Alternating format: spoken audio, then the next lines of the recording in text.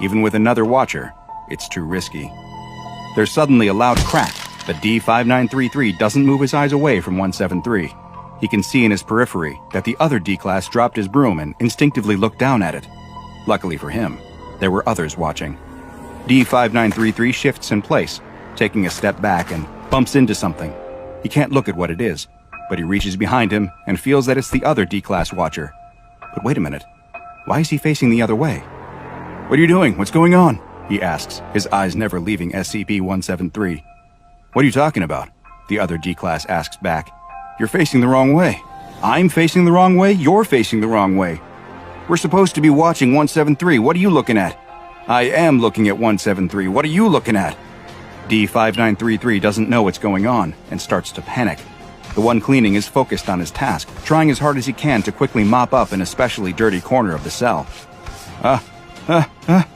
It's the worst sound D-5933 could have heard.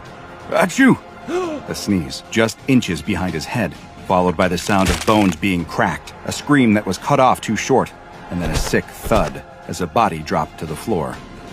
D-5933 doesn't even have a chance to scream before a pair of concrete hands grab his neck and his own head is twisted around to see another identical-looking sculpture staring back at him.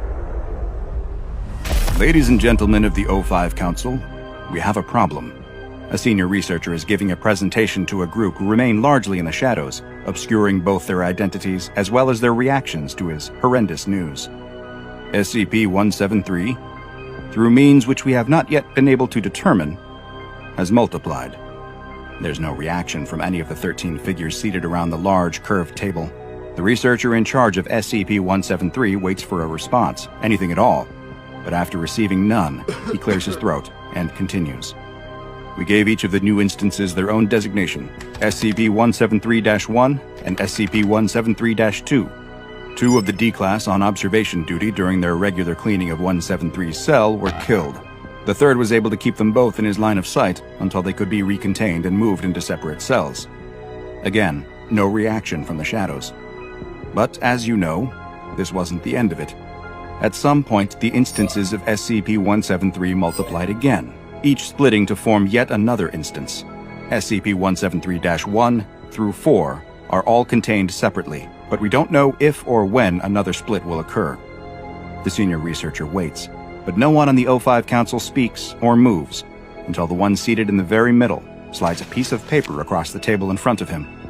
The senior researcher looks confused.